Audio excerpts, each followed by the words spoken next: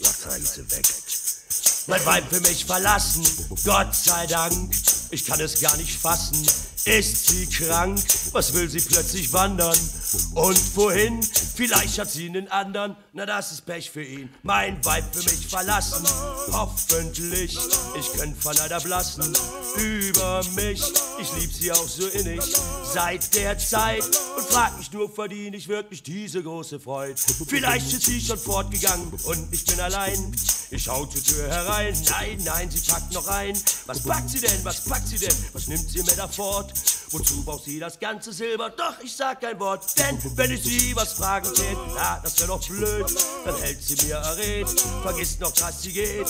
Zum soll sie alles packen und dann packt sie dich am Ende. Und wenn sie das ganze Silber nimmt, dann esse ich mit die Hände. Mein Weib will mir entwischen, wunderbar, und kommt mir was dazwischen. Gott bewahr, dann helf ich ihr noch packen, sehr galant, weil sie mir sonst den Zug verpassen, liebe das im Stand. Mein Leben ist voller Freude, wie noch nie, ich tu, als hätte ich Leiden, das freut sie.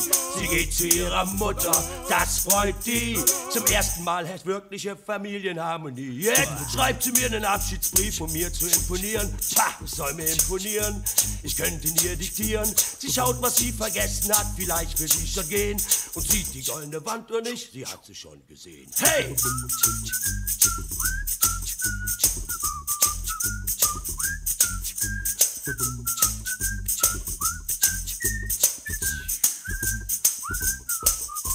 Ich sitz auf der Terrasse, Gott wie blöd, mein Weib will mich verlassen.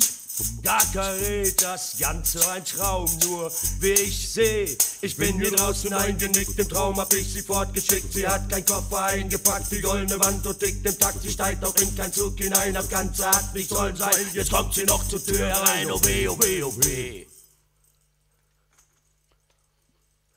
Ist das kacke?